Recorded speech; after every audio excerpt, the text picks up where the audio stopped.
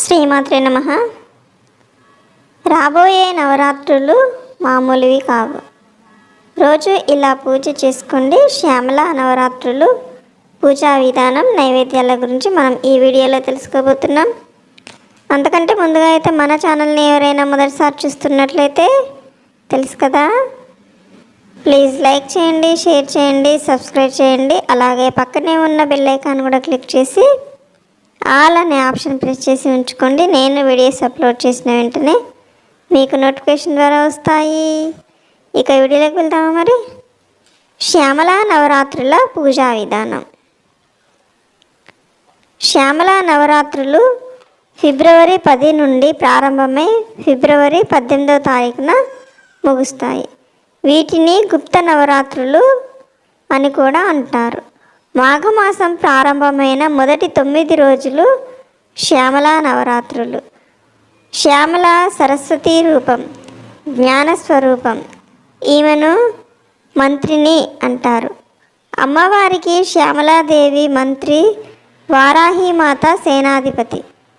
శ్యామల ఉపాసన అనేది దశ మహావిద్యలలో ఒక విద్య. ఈ తల్లిని మాతంగి అంటే మాతంగ ముని కుమార్తె, మాతంగి రాజా, మాతంగి శ్యామల అని, రాజా శ్యామల అని కూడా అంటారు. దశ మహావిద్యలో ప్రధానంగా శ్రీ విద్యను ఉపాసిస్తే తర్వాత అంత ప్రసిద్ధిగా చెప్పుకునేది మాతంగి శ్యామల ఉపాసన. ఈ ఉపాసన వామాచారం, దక్షిణాచారం 2 పద్ధతులలో ఆరాధిస్తారు. ముఖ్యంగా ఉత్తర భారతదేశంలో ఈ దశ మహావిద్య సాధన మహాప్రసిద్ధి. ఈ 10 విద్యలలో ఏది ఉపాసించినా మిగతా 9 విద్యలు అందులో కలిసి ఉంటాయి. కనుక దశ మహావిద్యలో ఒక్క విద్య సాధన చేసిన మిగిలినవన్నింటిలో ఉపాసనా విధి తెలిసిపోతుంది, త్వరగా సిద్ధిస్తుంది. అయితే ఈ దశ మహావిద్యలో స్త్రీ విద్య ప్రధానంగా శంకరులు వారు వ్యాప్తిలోకి తెచ్చారు. దానికి కారణం శ్రీ విద్యలో బ్రహ్మజ్ఞాన తత్వం గురించి ఉంటుంది. ముఖ్యంగా తాంత్రిక ఉపాసకులు ఈ శ్యామల నవరాత్రిని విశేషంగా జరుపుకుంటారు. విశుక్రుడు అనే రాక్షసుడిని సంహరించిన దేవతలలో వారాహి, శ్యామల రూపాలు ప్రధానమైనవిగా లలితానామ వివరణలో తెలుసుకున్నాము. ఇంకా అనేక సందర్భాలలో శ్యామలాదేవి గురించి సహస్రనామంలో ప్రస్తావించబడింది. అమ్మవారి కుడివైపు శ్యామలాదేవి, ఎడమవైపు వారాహిదేవి ఉంటారు. అమ్మవారు ఆమె అనామిక ఉంగరంను రాజముద్రగా శ్యామలాదేవికి అలంకరించి ఆమెను ప్రతినిధిగా రాజ్యభారమంతా అప్పగించింది. అందుకే రాజశ్యామల అంటారు.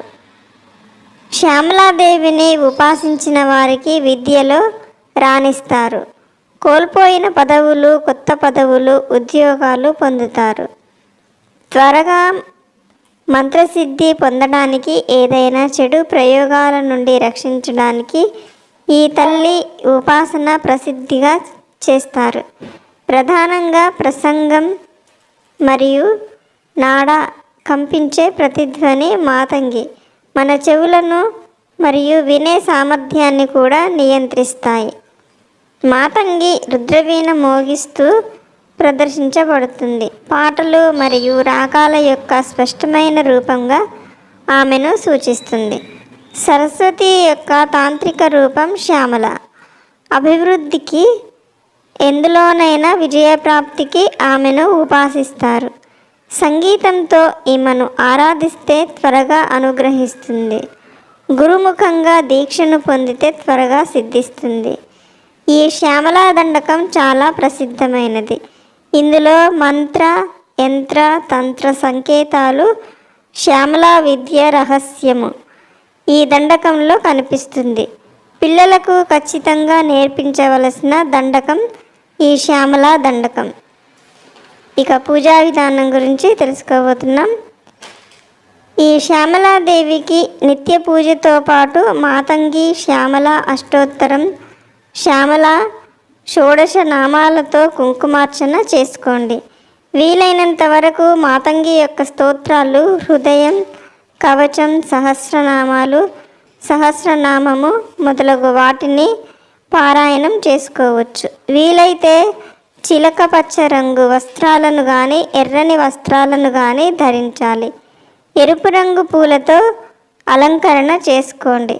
ప్రసాదంగా పాయసాన్ని నివేదన చేయండి. ఆ తర్వాత శ్యామలా దండకాన్ని చదువుకోండి.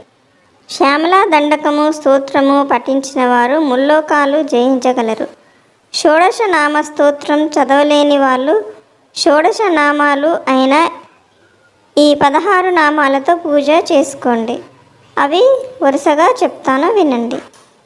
సంగీత యోగిని, శ్యామ, శ్యామల, మంత్రనాయిక, మంత్రిని, సచివేషి, ప్రధానేషి, శుకప్రియ, వీణావతి, వైనికి, ముద్రిని, ప్రియకప్రియ, నీపప్రియ, కదంబేలి, కదంబ వనవాసిని, సదామాల.